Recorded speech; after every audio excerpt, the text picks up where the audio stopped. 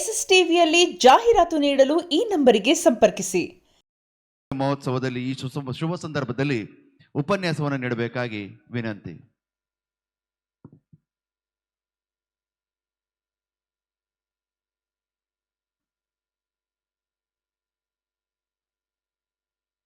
ಪರಮಾರಾಧ್ಯರು ಪ್ರಾತರ್ವಂದನೀಯರು ಆದ ಜಗದ್ಗುರು ಮಹಾಸನ್ನಿಧಿಯವರ ಪಾದಾರವಿಂದಗಳಲ್ಲಿ ಭಕ್ತಿಪೂರ್ವಕವಾದ ಶರಣಾರ್ಥಿಗಳು. ವೇದಿಕೆ ಮೇಲಿರುವ ಎಲ್ಲ ಗಣ್ಯಮಾನ್ಯರಿಗೂ ನಮಸ್ಕಾರಗಳು. ಅಷ್ಟೇ ಮುಖ್ಯವಾಗಿ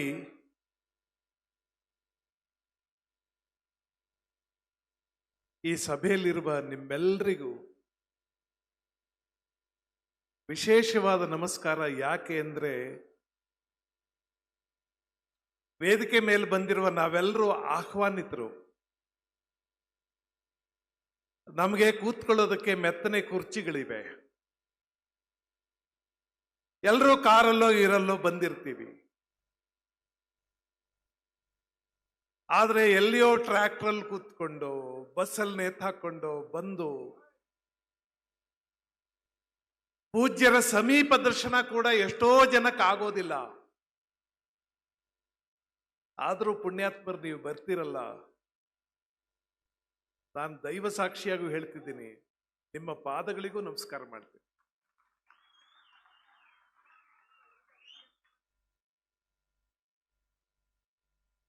ನನ್ನ ಬದುಕಿನ ಪುಣ್ಯ ಬಹಳ ದೊಡ್ಡದು. ಪ್ರತಿ ವರ್ಷ ನಾನು ಇದು ಎಷ್ಟನೇ ವರ್ಷ ತರಳಬಾಳು ಹುಣ್ಣಿಮೆಗೆ ಬರೋದು ಅಂತ ಹೇಳ್ತಿದ್ದೆ. ಈಗ ಅದನ್ನು ಬೇರೆ ತರ ಹೇಳೋಣ ಅಂತ ಅನ್ಕೊಂಡಿದ್ದೀನಿ. ನಾನು ಮೊದಲನೇ ಸಲ ಬಂದಾಗ ನನ್ನ ಎರಡನೇ ಮಗಳು ಇನ್ನೂ ಹುಟ್ಟಿರ್ಲಿಲ್ಲ. ಈಗ ಆ ಎರಡನೇ ಮಗಳು 2 ಮಕ್ಕಳಿದ್ದಾರೆ.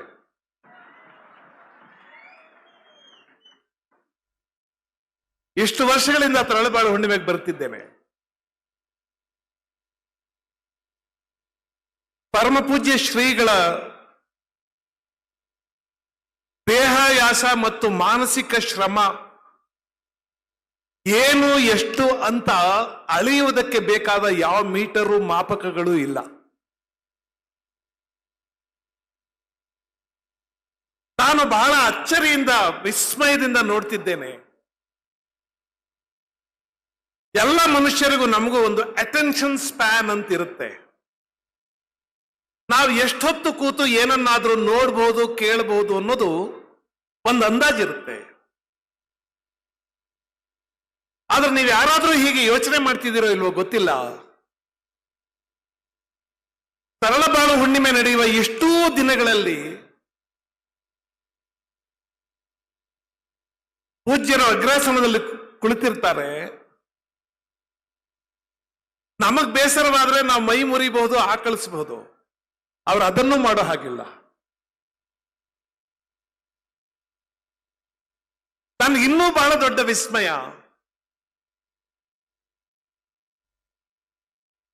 ಅವರ ಮುಖದ ಮೇಲಿರುವ ಮಾತೃ ಸಹಜವಾದ ಆ ಮಂದಹಾಸ ಕೂಡ ಮಾಸೋದಿಲ್ಲ.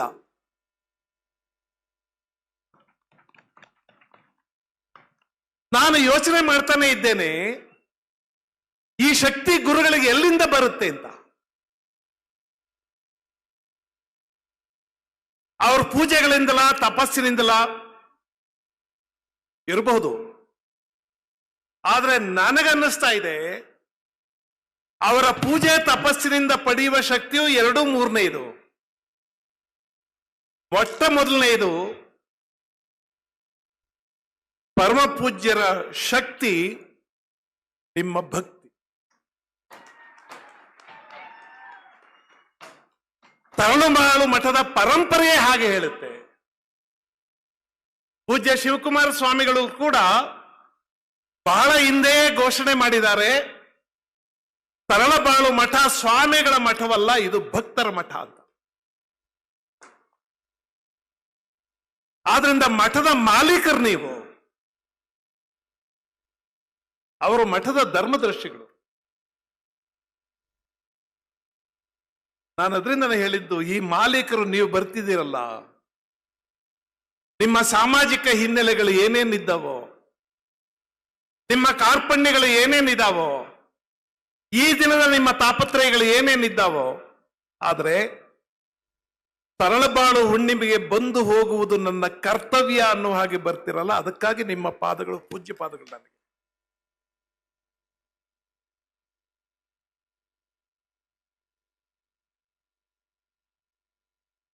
ನಾನೊಂದು ಕತೆ ಹೇಳ್ತಾ ನನ್ನ ಮಾತು ಶುರು ಮಾಡ್ತೀನಿ. ಹಿಮಾಲಯದ ತಪ್ಪಲಲ್ಲಿ ಒಂದು ಆರ್ಚರಿ ಸ್ಕೂಲ್ ಇದೆ. ಆರ್ಚರಿ ಸ್ಕೂಲ್ ಅಂದ್ರೆ ವಿದ್ಯಾಭ್ಯಾಸ ಮಾಡಿಸುವ ಶಾಲೆ. ಆ ಶಾಲೆ ಒಂದು ಕಾಡಿನ ಮಧ್ಯದಲ್ಲಿದೆ. ಅಲ್ಲಿ ದೊಡ್ಡ ದೊಡ್ಡ ಮರಗಳಿವೆ. ಯಾರಾದ್ರೂ ಆ ಶಾಲೆಗೆ ಸೇರ್ಕೋಬೇಕಾದ್ರೆ ಅವರ ವಾಹನಗಳನ್ನ ಸುಮಾರು ಅರ್ಧ ಮೈಲಿ ದೂರದಲ್ಲಿ ನಿಲ್ಲಿಸ್ಬಿಡ್ಬೇಕು. ಅಲ್ಲಿಂದ ಮರಗಳ ಮಧ್ಯೆ ಕಿರುಹಾದಿಗಳಲ್ಲಿ ನಡ್ಕೊಂಡು ಬರ್ಬೇಕು. ಒಬ್ಬ ತಂದೆ ತನ್ನ ಮಗನನ್ನ ಸೇರಿಸೋದಕ್ಕೆ ಅಂತ ಆ ಶಾಲೆಗೆ ಬರ್ತಾನೆ. ಅವ್ರ ಕಾರನ್ನ ಪಾರ್ಕಿಂಗ್ ಇರೋ ಜಾಗದಲ್ಲಿ ನಿಲ್ಲಿಸ್ತಾರೆ. ಅಲ್ಲಿಂದ ಕಾಡಿನ ಮಧ್ಯೆ ನಡ್ಕೊಂಡು ಹೋಗ್ತಾ ಇರ್ತಾರೆ. ಹೋಗುವಾಗ ಒಂದು ವಿಶೇಷ ಗಮನಿಸ್ತಾರೆ. ವಿಶೇಷ ಏನು ಅಂದ್ರೆ, ಕಾಡಿನ ಎಲ್ಲ ಮರಗಳ ಮೇಲೆ ಬಾಣಗಳು ಬಂದು ನಾಟ್ಕೊಂಡಿರ್ತವೆ. ಬಹಳ ವಿಶೇಷ ಏನಲ್ಲ, ಅದು ಸಹಜವೇ. ಅದು ಧನುರ್ವಿದ್ಯಾಭ್ಯಾಸ ಮಾಡಿಸುವ ಶಾಲೆ. ಆದ್ರಿಂದ ಎಲ್ಲರೂ ಬಾಣಗಳನ್ನು ಬಿಟ್ಟಿರ್ತಾರೆ. ಹುಡುಗರು ಅಲ್ಲಿ ಬಾಣಗಳು ನಾಟ್ಕೊಂಡಿರ್ತವೆ. ಹೇಳಲೇಬೇಕಾದ ವಿಶೇಷ ಏನು ಅಂದ್ರೆ, ಎಲ್ಲ ಬಾಣಗಳು ಗುರಿಯ ಮಧ್ಯಕ್ಕೆ ಸರಿಯಾಗಿ ನಾಟ್ಕೊಂಡಿರ್ತವೆ.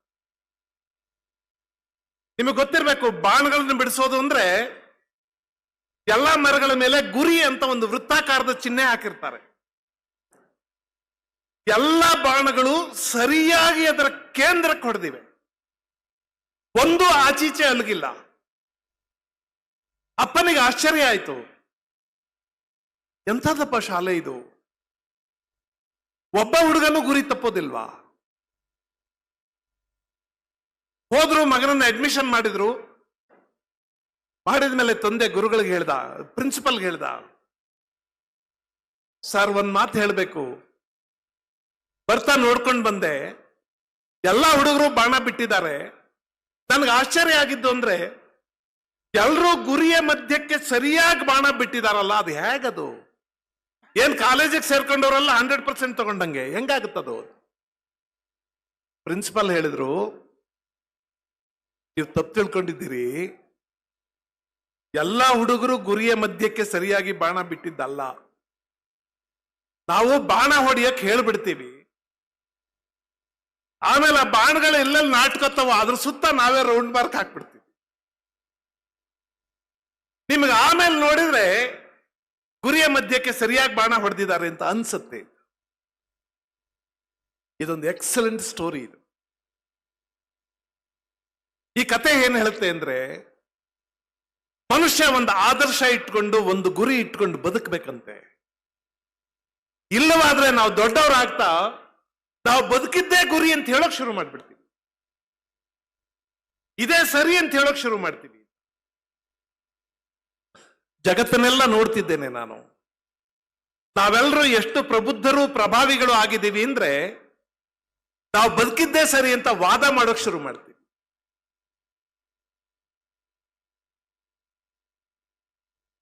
ಈ ದಿನದ ಕಾರ್ಯಕ್ರಮಗಳಿಗೆಲ್ಲ ಸಾಕ್ಷಿಯಾಗಿರುವಂತ ನೀವು ಇದನ್ನೂ ಗಮನಿಸಿದ್ದೀರಿ. ಪೂಜ್ಯರು ಮೊದಲನೇ ಕಂತಿನ ಆಶೀರ್ವಚನ ನೀಡಿದ್ದಾರೆ. ಹಾಗೆ ನೀಡುವಾಗ ನಾನು ಸಾಹಿತ್ಯದ ವಿದ್ಯಾರ್ಥಿಯಾಗಿ ಗಮನಿಸೋದು, ಪೂಜ್ಯ ಮಹಾಸ್ವಾಮಿಗಳವರು ಭಾಷೆಯನ್ನು ಎಷ್ಟು ಎಚ್ಚರಿಕೆಯಿಂದ ಬಳಸ್ತಾರೆ ಅಂತ. ನಾನು ಓದಿದ್ದೇನೆ, ಮನುಷ್ಯನ ಮಾತಿಗೆ ಒಲಿಸುವ, ಒಪ್ಪಿಸುವ, ಬೆಚ್ಚಿಸುವ, ಕರಗಿಸುವ ಗುಣ ಇರುತ್ತಂತೆ. ಮಾತನ್ನ ಬಹಳ ಸಮರ್ಥವಾಗಿ ಆಡುವವನು ಮಾತ್ರ ಮಾತಿನಲ್ಲೇ ಇದೆಲ್ಲವನ್ನೂ ಮಾಡಬಲ್ಲ ಅಂತ. ನೀವು ಒಂದು ಮೊಳ ಹೆಚ್ಚು ಕಡಿಮೆ ಮಾತಾಡಿದ್ರೆ ನಡೆಯುತ್ತೆ. ಆದ್ರೆ ಆ ಪೀಠದಲ್ಲಿ ಕೂತವರು ಪ್ರತಿ ಮಾತನ್ನು ತೂಕ ಮಾಡಿಯೇ ಮಾತಾಡಬೇಕು. ನಾವೆಲ್ಲ ಎಷ್ಟು ಪ್ರಬುದ್ಧರಾಗಿದ್ದೀವಿ, ಎಷ್ಟು ದೊಡ್ಡವರಾಗ್ಬಿಟ್ಟಿದ್ದೀವಿ ಇವಾಗ ಅಂದ್ರೆ, ನಮಗಿರೋ ಎಲ್ಲಾ ಬುದ್ಧಿಯನ್ನು ನಾವು ಮಾಡಿದ್ದೇ ಸರಿ ಅಂತ ಹೇಳೋದಕ್ಕೆ ಬಳಕೆ ಮಾಡ್ಬಿಡ್ತೀವಿ. ಅದಕ್ಕೆ ಗುರುಗಳ ಮಾರ್ಗದರ್ಶನ ಬೇಕು ಅಂತ ಹೇಳೋದು. ತರಳಬಾಳು ಹುಣ್ಣಿಮೆ ಬರೀ ಒಂದು ಜಾತ್ರೆ ಅಲ್ಲ, ಬರೀ ಜನ ಸೇರೋದು, ಶಕ್ತಿ ಪ್ರದರ್ಶನ ಮಾಡೋದಲ್ಲ. ಅದಕ್ಕಿಂತ ಮಿಗಿಲಾಗಿ ಒಂದು ಜನಸಮುದಾಯಕ್ಕೆ ಒಂದು ಸದ್ಧರ್ಮ ಪೀಠ ಕೊಡಬೇಕಾದ ಯಾವುದೋ ಸಂದೇಶ ಇದೆ. ಅದು ಕೇವಲ ಮಾತಿನಲ್ಲಿ ಮಾತ್ರ ಅಲ್ಲ, ಅಲ್ಲಿಯ ಎಲ್ಲ ಕಾರ್ಯಕ್ರಮಗಳ ಮುಖಾಂತರವೂ ಆ ಸಂದೇಶ ರವಾನೆ ಆಗುತ್ತೆ. ಕಳೆದ ಹಲವಾರು ವರ್ಷಗಳಿಂದ ಈ ಮಠ ಅದನ್ನು ಮಾಡ್ಕೊಂಡು ಬಂದಿದೆ. ಬಂಧುಗಳೇ, ನಾ ಹೇಳಿದ್ನಲ್ಲ, ನನ್ನ ಪುಣ್ಯ ದೊಡ್ಡದು, ಪೂಜ್ಯರ ವಾತ್ಸಲ್ಯ ದೊಡ್ಡದು. ಹಲವಾರು ವರ್ಷಗಳಿಂದ ನಾನು ಈ ಜನಸಂದೋಹವನ್ನು ನೋಡ್ತಾ ಇದ್ದೇನೆ.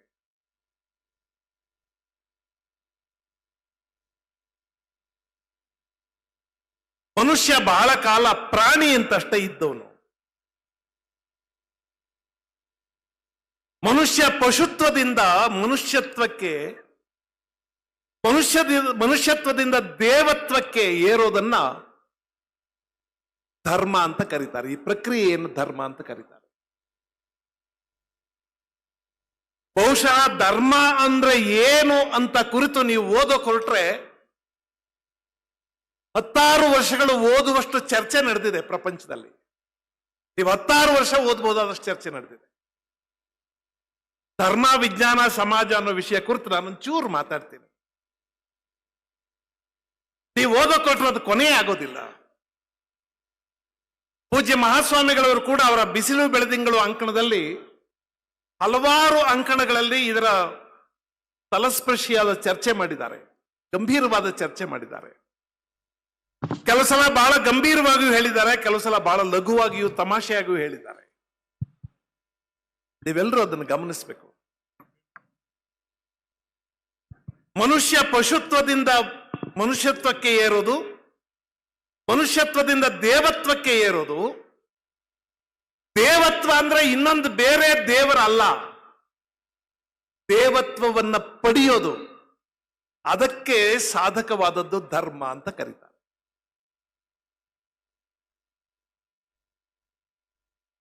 ನಮ್ಮಲ್ಲೊಂದು ಸಮಾಜ ಇದೆ, ಮನುಷ್ಯರೆಲ್ಲ ಸೇರಿದ್ದೊಂದು ಸಮಾಜ ಆಗುತ್ತೆ.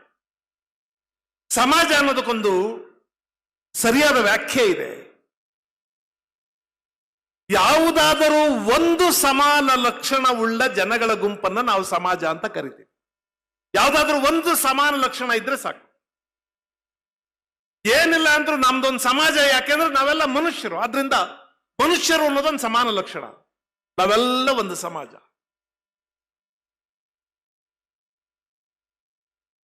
ಆದ್ರೆ ಯಾವಾಗಲೂ ಈ ಸಮಾಜಕ್ಕೆ ಯಾರೋ ನಾಯಕರು ಬೇಕಾಗ್ತಾರೆ. ಸಮಾಜ ಅನ್ನೋದು ಒಂದು ಸಿಸ್ಟಮ್ ಅಲ್ಲ. ಸರ್ಕಾರ ಅನ್ನೋದೊಂದು ಸಿಸ್ಟಮ್, ಮಠ ಅನ್ನೋದೊಂದು ಸಿಸ್ಟಮ್, ಯಾವುದೋ ಒಂದು ಇಲಾಖೆ ಒಂದು ಸಿಸ್ಟಮ್. ಅದು ಹೀಗೆ ನಡಿಬೇಕು ಅಂತಿದೆ. ಸಮಾಜಕ್ಕೆ ಹಾಗೇನೂ ಇರೋದಿಲ್ಲ. ಜನ ಅವ್ರ ಪಾಡಿಗೆ ಅವ್ರು ಬದುಕ್ತಾ ಇರ್ತಾರೆ. ಸರ್ಕಾರದಲ್ಲಿ ಯಾರೋ ಅಧಿಕಾರಿ ಕೆಲಸ ಮಾಡ್ತಾರೆ, ಮಂತ್ರಿಗಳು ಕೆಲಸ ಮಾಡ್ತಾರೆ, MLA ಕೆಲಸ ಮಾಡ್ತಾರೆ, ಮುಖ್ಯಮಂತ್ರಿ ಕೆಲಸ ಮಾಡ್ತಾರೆ, ರಾಜ್ಯಪಾಲರು ಕೆಲಸ ಮಾಡ್ತಾರೆ ಅಂದ್ರೆ ಅವರೆಲ್ಲರೂ ಹೀಗೆ ಕೆಲಸ ಮಾಡಬೇಕು ಮತ್ತು ಈ ನಿಯಮಗಳ ಅಡಿಯಲ್ಲಿ ಕೆಲಸ ಮಾಡಬೇಕು ಅನ್ನೋದು ಸಿದ್ಧವಾದ ಸ್ಥಾಪಿತವಾದ ವ್ಯವಸ್ಥೆ ಅದು. ಆದ್ರೆ ಜನಗಳಿಗೆ ನಮ್ಗೆ ಹಂಗೆಲ್ಲ ಇರೋದಿಲ್ಲ. ನಮ್ಗೆ ಇಷ್ಟ ಬಂದಾಗ ಬದುಕ್ತೀವಿ, ಯಾವ್ದು ಅನುಕೂಲವೋ ಅದನ್ನ ನೋಡ್ಕೊಂಡು ಬದುಕ್ತೀವಿ. ಬಹಳ ಮುಖ್ಯವಾದದ್ದು ಈ ಸಿಸ್ಟಮ್ ಇದೆಯಲ್ಲ, ಧರ್ಮ ಕೂಡ ಒಂದು ಸಿಸ್ಟಮ್, ಮಠ ಕೂಡ ಒಂದು ಸಿಸ್ಟಮ್, ಒಂದು ವ್ಯವಸ್ಥೆ. ಈ ವ್ಯವಸ್ಥೆ ಇಲ್ಲದಿರುವ ನಮಗೊಂದು ಮಾರ್ಗದರ್ಶನ ಮಾಡಬೇಕಾದ ಜವಾಬ್ದಾರಿ. ಅದರಿಂದಲೇ ನಾವು ಮಠಕ್ಕೆ ಮತ್ತು ಸರ್ಕಾರಕ್ಕೆ ಯಾವಾಗಲೂ ನೋಡ್ತಿರ್ತೀವಿ, ನಮಗೊಂದು ಮಾರ್ಗದರ್ಶನ ಮಾಡಿ. ನಮ್ಮಲ್ಲಿ ಬಹಳ ಸಲ ರಾಜಕಾರಣಿಗಳು ಹೇಳೋ ಮಾತು ನಾನು ಕೇಳಿದ್ದೀನಿ. ವೇದಿಕೆ ಮೇಲೆ ರಾಜಕಾರಣಿಗಳಿದ್ದಾರೆ, ಅವ್ರು ಕ್ಷಮಿಸಬೇಕು. ಜನ ಕೆಟ್ಟೋಗಿದ್ದಾರೆ, ಆದ್ರೆ ನಾವು ಕೆಟ್ಟೋಗಿದ್ದೀವಿ. ಹಾಗೇನು ಅಲ್ಲ. ಜನ ಇದ್ದಂಗೆ ಇರ್ತಾರಷ್ಟೇ. ನೀವು ಕೆಡೋ ಹಾಗಿಲ್ಲ. ನೀವು ಮಾತ್ರ ಪ್ರಶ್ನಾರ್ಹರು. ಯಾಕೆ ಅಂದ್ರೆ ಯು ರೆಪ್ರೆಸೆಂಟ್ ಅ ಸಿಸ್ಟಮ್. ಜನಕ್ಕೆ ಸಿಸ್ಟಮ್ ಇಲ್ಲ, ಅವ್ರ ಪಾಡಿಗೆ ಅವರಿದ್ದಾರೆ. ನೀವು ದುಡ್ಡು ಕೊಟ್ರೆ ಈಸ್ಕೊತಾರೆ, ಗಲಾಟೆ ಮಾಡಿದ್ರೆ ಮಾಡಿಸ್ಕೊತಾರೆ. ಜನ ಅವ್ರ ಪಾಡಿಗೆ ಅವರಿದ್ದಾರೆ. ಆದ್ರೆ ನೀವು ಒಂದು ವ್ಯವಸ್ಥೆಯನ್ನ ಪ್ರತಿನಿಧಿಸುವುದರಿಂದ ಮತ್ತು ನಿಮ್ಮನ್ನ ನಾವು ನಮ್ಮ ನಾಯಕರು ಅಂತ ನಾವೇ ಆಯ್ಕೆ ಮಾಡಿಕೊಂಡಿರೋದ್ರಿಂದ ನೀವು ನಮಗೆ ಮಾರ್ಗದರ್ಶನ ಮಾಡೋದು ಅನಿವಾರ್ಯ. ತಪ್ಪನ್ನು ನಮ್ಮ ಮೇಲೆ ಹೊರಿಸೋ ಹಾಗಿಲ್ಲ. ನಾನು ಬಹಳ ಸಲ ಈ ಮಾತುಗಳನ್ನ ಹೇಳ್ತೀನಿ. ಸಮಾಜ ತಪ್ಪು ಮಾಡಿದ್ರೆ ನೀವು ಕೆಟ್ಟೋಗಿದ್ದೀರಿ, ನಾವೇನ್ ಮಾಡೋದು ಅಂತ ಯಾವ ರಾಜಕಾರಣಿನೂ ಹೇಳೋಕ್ ಆಗೋದಿಲ್ಲ, ಹೇಳಕೂಡ್ದು. ಹಾಗೆ ಧಾರ್ಮಿಕ ಮುಖಂಡರು ಕೂಡ ಜನಗಳು ಸರಿ ಇಲ್ಲ, ಆದ್ರಿಂದ ನಾವು ಸರಿ ಇಲ್ಲ ಅಂತ ಯಾರು ಹೇಳಕ್ ಆಗೋದಿಲ್ಲ. ಯಾಕೆ ಅಂದ್ರೆ ಯು ರೆಪ್ರೆಸೆಂಟ್ ಅ ಸಿಸ್ಟಮ್. ನೀವು ಒಂದು ವ್ಯವಸ್ಥೆಯನ್ನ ಪ್ರತಿನಿಧಿಸ್ತೀರಿ. ನಾವು ನಿಮ್ಮನ್ನ ಈ ಪೀಠದ ಮೇಲೆ ಕುಳಿತು ಆರಾಧಿಸುವುದು, ಪೂಜಿಸುವುದು ಎಲ್ಲ ಯಾಕೆ ಅಂದ್ರೆ ನೀವು ನಮಗೆ ಮಾರ್ಗದರ್ಶನ ಮಾಡಿ. ನಾವಿರೋದೇ ಹೀಗೆ ಅಂತ. ಇದು ಸಮಾಜ. ಧರ್ಮ ಅಂದ್ರೆ ಮನುಷ್ಯ ಏನಾದ್ರೂ ಆಗುವುದು, ಆಗ್ತಾ ಹೋಗುದು. ಹೇಳಿದ್ನಲ್ಲ, ಪಶುವಾಗಿದ್ದವನು ಮನುಷ್ಯ ಆಗುವುದು, ಮನುಷ್ಯನಾದವನು ದೇವ ಆಗುವುದು. ಕುವೆಂಪು ಅವ್ರದೊಂದು ಹಾಡಿದೆ, ನೀವು ಕೇಳಿರ್ತೀರಿ. ಅನಂತ ತಾನ್ ಅನಂತವಾಗಿ ಆಗುತಿಹನೇ ನಿತ್ಯ ಯೋಗಿ. ಅನಂತ ನೀನ್ ಅನಂತವಾಗು, ಅನಂತ ನೀನ್ ಅನಂತವಾಗು, ಆಗು ಆಗು ಆಗು ಆಗು. ಬಹಳ ಸುಂದರವಾದ ಪದ್ಯ ಅದು. ಯಾಕೆ ಹಾಗೆ ಪುನರಾವರ್ತನೆ 4 ಸಲ ಆಗು ಆಗು ಆಗು ಆಗು ಅಂತ ಯಾಕೆ ಹೇಳ್ತಾರೆ ಅಂದ್ರೆ ಈ ಆಗುವ ಕ್ರಿಯೆ ಮನುಷ್ಯನಲ್ಲಿ ನಿರಂತರವಾಗಿ ನಡೀತಾ ಇರಬೇಕು. ನಾವು ನೆನ್ನೆಗಿಂತ ಇವತ್ತು, ಇವತ್ತಿಗಿಂತ ನಾಳೆ, ನಾಳೆಗಿಂತ ನಾಡಿದ್ದು ಬೆಟರ್ ಆಗ್ಬೇಕು. ಒಬ್ಬ ಪಾಶ್ಚಿಮಾತ್ಯ ವಿದ್ವಾಂಸ ಒಂದು ಬಹಳ ಚೆಂದ ಒಳ್ಳೆ ಮಾತು ಹೇಳ್ತಾನೆ. What is culture? ಸಂಸ್ಕೃತಿ ಅಂದ್ರೆ ಏನು? ಸೊಗಸಾದ ಮಾತದು. The noble aspiration to leave the world better and happier than we found it. ನಾವು ಈ ಜಗತ್ತಿಗೆ ಬಂದಾಗ ಜಗತ್ತು ಹೇಗಿತ್ತೋ ಇದನ್ನ ಬಿಟ್ಟು ಹೋಗುವಾಗ ಈ ಜಗತ್ತು ಅದಕ್ಕಿಂತಲೂ ಸುಸ್ಥಿತಿಯಲ್ಲಿ ಮತ್ತು ಸುಂದರವಾಗಿ ಬಿಟ್ಟು ಹೋಗಬೇಕು ಅಂತ ಮನುಷ್ಯನ ಅಪೇಕ್ಷೆ ಇದೆಯಲ್ಲ, ಆ ಅಪೇಕ್ಷೆಯನ್ನ ನಾವು ಸಂಸ್ಕೃತಿ ಅಂತ ಕರಿತೀವಿ. ನಾವು ಈ ಭೂಮಿಗೆ ಬಂದಾಗ ನಮ್ಮ ಮನೆ ಹೇಗಿತ್ತೋ ಈ ಭೂಮಿಯನ್ನು ನಾವು ಬಿಡುವಾಗ ನಮ್ಮ ಮನೆ ಅದಕ್ಕಿಂತ ಸುಸ್ಥಿತಿಯಲ್ಲಿ ಸುಂದರವಾಗಿ ಇರಬೇಕು. ನಮ್ಮೂರು ಅದಕ್ಕಿಂತ ಸುಸ್ಥಿತಿಯಲ್ಲಿ ಸುಂದರವಾಗಿ ಇರಬೇಕು. ನಾವು ಬಂದಾಗ ಜಗತ್ತು ಹೇಗಿದೆಯೋ ಹೋಗುವಾಗ ಜಗತ್ತು ಅದಕ್ಕಿಂತ ಚೆನ್ನಾಗಿರ್ಬೇಕು ಅಂತ ನಾವು ತೀವ್ರವಾಗಿ ಭಾವಿಸಿದ್ರೆ, ಅಪೇಕ್ಷೆ ಪಟ್ರೆ ಅದನ್ನ ಕಲ್ಚರ್ ಅಂತ ಕರೀತಾರೆ. ತರಳಬಾಳು ಹುಣ್ಣಿಮೆ ಅನ್ನೋ ಒಂದು ಮಹಾಘಟನೆ ಈ ಭದ್ರಾವತಿ ನಗರದಲ್ಲಿ ನಡೆದಿದೆ. ನಾನಿದೊಂದನ್ನು ಘಟನೆ ಅಂತ ಕರಿತೀನಿ. It is a phenomenon. ಇದು ನಡೆದ ಮೇಲೆ ಬಂತು ಹೋಯ್ತು ಅಲ್ಲ, ಏನಾದ್ರೂ ಆಗ್ಬೇಕು. ನಮ್ಮಲ್ಲಿ ಏನಾದ್ರೂ ಆಗ್ಬೇಕು. ನಾವೆಲ್ಲ ಸಂವಿಧಾನದ ಬಗ್ಗೆ ಬಹಳ ಮಾತಾಡ್ತೀವಿ. ಸಂವಿಧಾನ ಅನ್ನುವುದು ಬಹಿರಂಗದ ಸಂವಿಧಾನ. ನಮ್ಗೆ ಅರ್ಥ ಆಗುತ್ತೆ ಅಂತ ಅಂದ್ಕೊಂಡಿದ್ದೀನಿ. ನಮ್ಮ ಬಹಿರಂಗದ ಜಗತ್ತಿನಲ್ಲಿರೋದಕ್ಕೋಸ್ಕರ ಭಾರತ ಸಂವಿಧಾನ ಇದೆ. ಆದರೆ ಅಂತರಂಗದ ಜಗತ್ತಿಗೂ ಒಂದು ಸಂವಿಧಾನ ಬೇಕು. ಅದನ್ನ ನಮ್ಮ ಸಾಹಿತ್ಯ ಕೊಡುತ್ತೆ, ನಮ್ಮ ಕಲೆ ಕೊಡುತ್ತೆ, ನಮ್ಮ ವಚನಗಳು ಕೊಡುತ್ತವೆ, ನಮ್ಮ ದಾರ್ಶನಿಕ ಸಾಹಿತ್ಯ, ನಮ್ಮ ತತ್ವ ಜಿಜ್ಞಾಸೆ ಇವೆಲ್ಲವೂ ಕೊಡೋದು ನಮ್ಮ ಅಂತರಂಗದ ಸಂವಿಧಾನ. ಮುಖ್ಯಮಂತ್ರಿಗಳು ಬಂದು ಭಾಷಣ ಮಾಡಿದ್ರೆ ಅದು ಬಹಿರಂಗದ ಸಂವಿಧಾನ. ಪೂಜ್ಯ ಮಹಾಸ್ವಾಮಿಗಳು ಆಶೀರ್ವಚನ ನೀಡಿದ್ರೆ ಅದು ಅಂತರಂಗದ ಸಂವಿಧಾನ. ನಮ್ಮ ಒಳಗೆ ಏನಾಗ್ಬೇಕು ಅಂತ ಸಂವಿಧಾನ ಈ ದೇಶದಲ್ಲಿ ಹೊರಗೆ ಏನಾಗ್ಬೇಕು ಅಂತ ಹೇಳುತ್ತೆ. ಒಳಗೆ ಏನಾಗ್ಬೇಕು ಅಂತ ನೀವು ವಚನಗಳನ್ನ ಓದಿದ್ರೆ ಸಾಹಿತ್ಯನ ಓದಿದ್ರೆ, ಹಳಗನ್ನಡ ಸಾಹಿತ್ಯನ ಓದಿದ್ರೆ, ಸಂಸ್ಕೃತ ಸಾಹಿತ್ಯನ ಓದಿದ್ರೆ, ದಾಸ ಸಾಹಿತ್ಯವನ್ನು ಓದಿದ್ರೆ ನಮ್ಮ ಒಳಗೆ ಏನಾಗಬೇಕು ಅಂತ ಹೇಳುತ್ತೆ. ಆದ್ರಿಂದ ಜಗತ್ತನ್ನ ಒಳಗೆ ಕಟ್ಟೋದು ಇರುತ್ತೆ, ಹೊರಗೆ ಕಟ್ಟೋದು ಇರುತ್ತೆ. ಹೊರಗೆ ಕಟ್ಟೋದನ್ನ ನಮ್ಮ ಸರ್ಕಾರಗಳು, ರಾಜಕಾರಣಿಗಳು ಮಾಡ್ತಾರೆ. ಒಳಗೆ ಕಟ್ಟೋದನ್ನ ದಾರ್ಶನಿಕರು, ಕವಿಗಳು, ಮಠಾಧೀಶರು ಇವರೆಲ್ಲ ಮಾಡ್ತಾರೆ. ಬಂಧುಗಳೇ, ಅದಕ್ಕಾಗಿ ತರಳಬಾಳು ಹುಣ್ಣಿಮೆ ಹೊರಗೆ ಕಟ್ಟೋದನ್ನು ಮಾಡುತ್ತೆ, ಒಳಗೆ ಕಟ್ಟೋದನ್ನು ಮಾಡುತ್ತೆ. ಈ ಭಾಷಣ ತುಂಬಾ ಲಂಬಿಸೋದಿಲ್ಲ. ಯಾಕಂದ್ರೆ ನಾನ್ ಭಾಷಣ ಮಾಡಕ್ ನಿಂತ್ರೆ ಇಷ್ಟೆಲ್ಲ ಸೀರಿಯಸ್ ಆಗಿ ಭಾಷಣ ಮಾಡ್ಬೇಕು ಅಂತ ನೀವೇ ನಿರೀಕ್ಷೆ ಮಾಡಲ್ಲ. ಆದ್ರೆ ನಾನು ಬಹಳ ವರ್ಷ ಮೇಷ್ಟ್ರ ಕೆಲಸ ಮಾಡಿದವನು, ರಿಟೈರ್ ಆಗ್ಬಿಟ್ಟಿದೆ ಇವಾಗ. ಆದ್ರೆ ನಾನು ವಿದ್ಯಾರ್ಥಿಗಳಿಲ್ಲ, ಆದ್ರಿಂದ ಸಿಕ್ಕಿದ ಕಡೆ ಭಾಷಣ ಶುರು ಮಾಡ್ಕೋತೀನಿ. ಇಂಥದ್ದೊಂದು ಸಂದರ್ಭಕ್ಕೆ ಬಂದಾಗ ಇದಕ್ಕೊಂದು ವಿಷಯ ಇರೋದ್ರಿಂದ ನಾನು ಈ ಮಾತುಗಳನ್ನ ಹೇಳಬೇಕು ಅಂತ ಹೇಳಿದ್ದೇನೆ. ಇನ್ನೊಂದು ವಿಷಯ ಇದೆ, ಅದನ್ನು ಮಾತ್ರ ಪ್ರಸ್ತಾಪ ಮಾಡಿಬಿಡ್ತೀನಿ. ವಿಜ್ಞಾನ ಅಂತಿದೆ.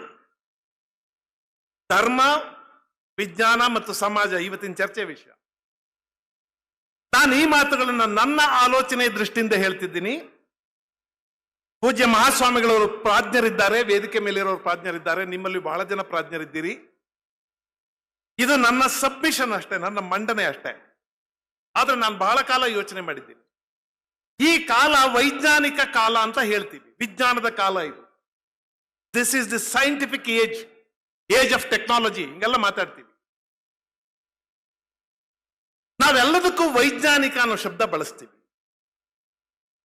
ಆದ್ರೆ ನನಗೆ ಮನದಟ್ಟಾಗಿರೋದು ಎಲ್ಲವೂ ವೈಜ್ಞಾನಿಕ ಅಲ್ಲ. ನಮ್ಮಲ್ಲಿ ಮಾತಾಡುವಾಗ ಈಗ ಒಂದು ಫ್ಯಾಷನ್ ಆಗ್ಬಿಟ್ಟಿದೆ. ಕಬ್ಬಿಗೆ ವೈಜ್ಞಾನಿಕ ಬೆಲೆ ಕೊಡಿ, ತೆಂಗಿಗೆ ವೈಜ್ಞಾನಿಕ ಬೆಲೆ ಕೊಡಿ. ವೈಜ್ಞಾನಿಕ ಎಂತದ್ದು ಸರ್? ಲಾಭ ಆಗಂಗ್ ದುಡ್ಡು ಕೊಡಿ ಅಂದ್ರೆ ಸಾಕು. ಅದಕ್ಕೆ ವೈಜ್ಞಾನಿಕ ಅಂತೆಲ್ಲ ಯಾಕೆ? ವಿಜ್ಞಾನ ಎಲ್ಲವನ್ನೂ ಹೇಳೋದಕ್ಕೆ ಸಾಧ್ಯ ಇಲ್ಲ, ನನ್ನ ತಿಳುವಳಿಕೆ ಅದು. ಈಗ ವಿಜ್ಞಾನಗಳಿಗೆ ಕೆಲವು ಅಳತೆಗಳು, ಮಾಪಕಗಳು, ರೀಸನ್ಗಳು ಇರ್ತವೆ. ಹಿಮಾಲಯ ಪರ್ವತ ಎಷ್ಟು ದೊಡ್ಡದು, ಸಹ್ಯಾದ್ರಿ ಪರ್ವತದ ಎತ್ತರದ ಭಾಗ ಎಷ್ಟು ದೊಡ್ಡದು ಅನ್ನೋದಕ್ಕೆ ನಿಮಗೆ ಅಳತೆ ಇದೆ. ಕರ್ನಾಟಕ ಎಷ್ಟಾಗಲ ಇದೆ, ಉತ್ತರ ಪ್ರದೇಶ ಎಷ್ಟಾಗಲ ಇದೆ, ಅಳತೆ ಮಾಡಿ ಹೇಳ್ಬೋದು. ಭಾರತದ ಜನಸಂಖ್ಯೆ ಎಷ್ಟು, ಅಮೆರಿಕಾದ ಜನಸಂಖ್ಯೆ ಎಷ್ಟು ಲೆಕ್ಕ ಮಾಡಿ ಹೇಳ್ಬೋದು. ಆದ್ರೆ ಕೆಲವನ್ನ ಲೆಕ್ಕ ಮಾಡಕ್ ಆಗೋದಿಲ್ಲ, ಕೆಲವನ್ನ ಲೆಕ್ಕ ಮಾಡಕ್ ಆಗೋದಿಲ್ಲ. ಈಗ ಡಾಕ್ಟರ್ ಶಿವಮೂರ್ತಿ ಸ್ವಾಮಿಗಳು ಎಷ್ಟು ದೊಡ್ಡವರು, ನೆಲ್ಸನ್ ಮಂಡೇಲಾ ಎಷ್ಟು ದೊಡ್ಡವರು, ಅಬ್ದುಲ್ ಕಲಾಂ ಎಷ್ಟು ದೊಡ್ಡವರು, ಸಾಲುಮರದ ತಿಮ್ಮಕ್ಕ ಎಷ್ಟು ದೊಡ್ಡವರು? ನಿಮ್ಮ ಹತ್ರ ಯಾವ ಮೀಟರ್ ಇದೆ ಅಳಿಯೋಕೆ? ಯಾವ ವೈಜ್ಞಾನಿಕ ಮಾಪಕಗಳನ್ನ ಯೂಸ್ ಮಾಡ್ತೀರಿ? ಅಥವಾ ತರಳಬಾಳು ಹುಣ್ಣಿಮೆಯಿಂದ ನಮ್ಮ ಮನಸ್ಸಿನೊಳಗೆ ಏನ್ ಪರಿಣಾಮ ಆಯಿತು? ಯಾವ ಮೀಟರ್ ಇಟ್ಟುಕೊಂಡು ಅಳಿತೀರಿ? SS ಟಿವಿ, ಸಿನಿಮಾ ಜಗತ್ತಿನ ಕ್ಷಣ ಕ್ಷಣದ ಸುದ್ದಿಯೊಂದಿಗೆ.